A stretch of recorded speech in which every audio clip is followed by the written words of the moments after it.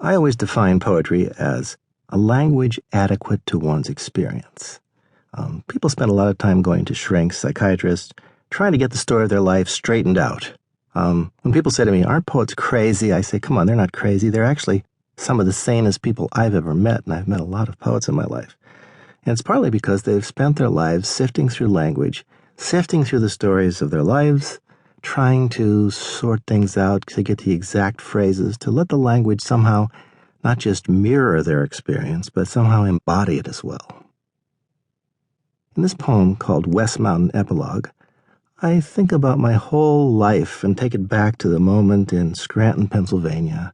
I grew up on the edge of town on the west side of the city, and it was a mining area, anthracite mining. There were coal dumps burning. There were underground caves and mines. It was a pretty wrecked sort of place, abandoned mine shafts and breakers. It was just not pleasant. But there was this beautiful mountain, West Mountain, and I would see it through the window of my bedroom, and I would dream of climbing over it into my future life. So this is a poem in which I just sort of do that, okay? So I imagine getting over everything and climbing over the mountain. So here it is. West Mountain Epilogue. All day the soot rain fell, and slantwise, coal dust pouring through a purple scrim above the city in its August steam. Its red brick buildings with their broken teeth and warehouse wings. White plastic trash beside the sidewalks. Ghost bags lifted into swirls as trains drag slowly through the center, axles turning in the roundhouse.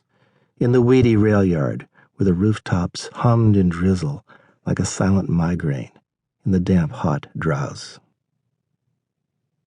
I was in my room, not in my room, but talking back to talk inside my head, in passing phrases, reading to myself and writing to myself. "Go," said the blue jay. "Go now. Go." And so I walked toward West Mountain, miles away. I climbed throughout that afternoon, in rain that wept my eyes and cooled my forehead. Climbed on slippery gray stones, on weed skim, shelves of slate, black moss beside a creek that foamed and gargled as the banks spilled over. I was on all fours and clambering, through alder damp, through vetch, feeling my way toward a lookout near the first high peak, where someone told me Indians had graves, and white men too. I half believed in all souls clashing, found red jasper arrowheads beside the creek, but didn't keep them, didn't want to think about that fury, the unburied past. The city lay behind me under mist, a cindery gray spread. I couldn't see it from the ledge when I looked back. But don't look back, I said, keep saying, as a long goodbye goes on and on. I made it to the other side that day, walked, crawled, and slid, a snail at times on my slim ass, my pearly sled, and found my footing on a slow descent toward the edge of it, a further ripple in the westward hoe, as I kept walking, sometimes hacking my way through a tangle of old growth, day after day. And once I paused beside a burning bush of sunlight, where a voice said, "Yes, I am."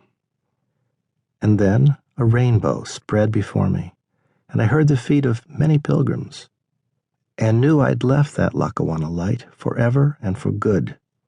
I knew I'd walk into the wilderness of dark green mountains, settle into soft leaves, mulch, moraine, then sleep to wake beside a curling stream as dawnlight beckoned by a gusty, wet black road, not looking back, but not forgetting where I'd been and how I'd been, that hard coal city in its carbon steam.